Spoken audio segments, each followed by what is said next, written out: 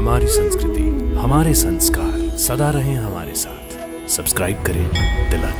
শুধু অহংকারই এমন একটা দোষ যা বড় থেকে বড় মহাত্মা, বড় থেকে বড় যোগী, বড় থেকে বড় দেবতার মনে কোনো কোনায় এমন ভাবে লুকিয়ে বসে থাকে যে মানুষ ওকে নিজেই দেখতে পারে না। এমনকি অনেক নম্র ভক্তের হৃদয়েও ওর নিজের নম্রতার ও অহংকার কোথাও লুকিয়েই থাকে যে আমি অনেক নম্র, আমার মধ্যে তো একদমই অহংকার নেই, যদিও এটাই ওর অহংকার হয়।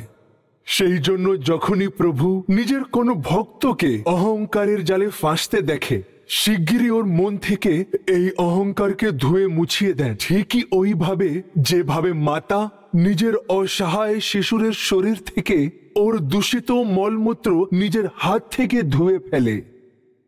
নিজের প্রিয় ভক্তদের ভলা করার জন্য ভগবানকে প্রায় অনেকগুলো লৌকিক লীলাও করতে হয়, বিশেষ করে নিজের ভক্তদের অহংকার থেকে মুক্তি দেওয়ার জন্য।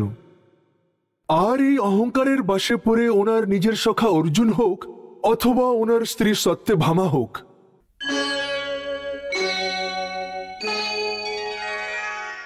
উনি সর্বদা দক্ষতার সাথে নিজের ভক্তদের অহংকারকে ধ্বংস করেছেন।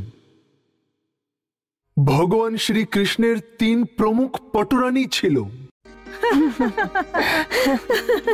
রুকমণি, জাম্বন্তী এবং সত্যভামা। সত্যভামার স্বভাব একটু অহংকারী এবং ঈর্ষালু ছিল। উনি নিজের রূপ, ধন এবং ঐশ্বর্যের কারণে অন্য রানীদের হীন দৃষ্টিতে দেখতেন। বোন সত্যভামা, তোমার রূপের চর্চা তো মধুসূদন নিজেই করতে থাকে। হ্যাঁ জাম্বন্তী, ঠিকই বলছো তুমি। সত্যভামা তো যদুকুলের সর্বশ্রেষ্ঠ সুন্দরী। মধুসূদন কেন ওনার রূপের প্রশংসা করবেন না? হ্যাঁ রুকমণি বোন, মধুসূদন তো এনার প্রশংসা করাতে থামেনি না। যখনই আমার সঙ্গে একান্তে দেখা করে শুধু এনারই নাম নেয়, সত্যভামারই নাম নিতে থাকে।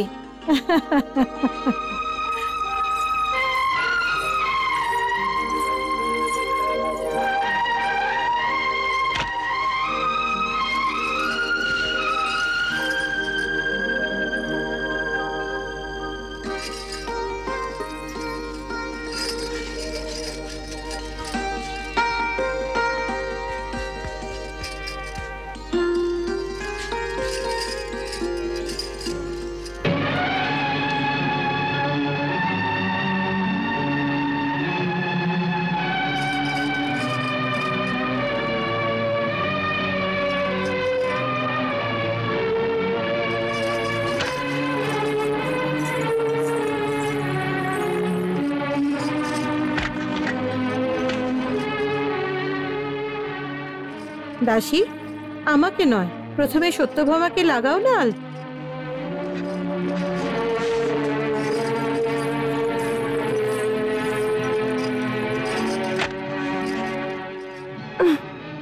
আমি লাগাবো না এইসব কিছু।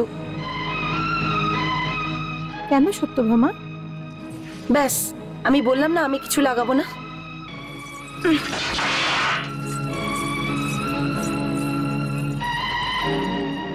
বোন সত্যভামার এরকম কি হয়ে গেল? হঠাৎ করে ওনার ব্যবহার কেন বদলে গেল দিদি? তুমি জানো না জাম্বন্তী, আসলে সত্যভামা এই জন্য ব্যথিত যে তোমার দাসী সব থেকে প্রথমে ওকে আলতা কেন লাগায়নি। ওতে এই বেচারের কি দোষ? ও তো আমার নিজের দাসী, এই জন্য এ সব থেকে আগে নিজের স্বামীকে সেবা করার কথা ভাবলো। পরন্তু আপনি তো এর থেকে দুঃখ পেলেন না। ছেড়ে দাও জাম্বন্তী, আমার কথা আলাদা আর সত্যভামার কথা আলাদা। ওর নিজের রূপের অহংকার আছে, কারণ ও নিজেকে সর্বশ্রেষ্ঠ বলে মনে করে। রানী সত্যভামার অহংকার ছোট ছোট কথাবার্তায় প্রকট হয়ে যায়। এর একটা বিশেষ কারণও ছিল যে সত্যভামা একজন ঐশ্বর্যবান যদুবংশী সর্দার সত্যজিতের পুত্রী ছিল। সত্যজিৎ এক বড় তপস্যা করলেন আর সমন্তক নামের একটা মণি প্রাপ্ত করলেন। ওই মণিকে উনি প্রতিদিন সূর্যের সম্মুখ রেখে যখন মন্ত্রের উচ্চারণ করতেন তখন ওই মণি থেকে সোনা বেরোতো। यन्मण्डलं देवगणैः सुपूजितम्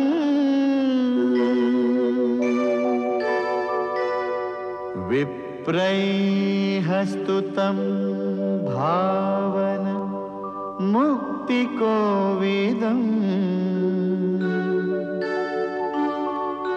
तं देवदेवम् प्रणमामि सूर्यम् पुनातु मां तत्सवितुर्वरेण्यम्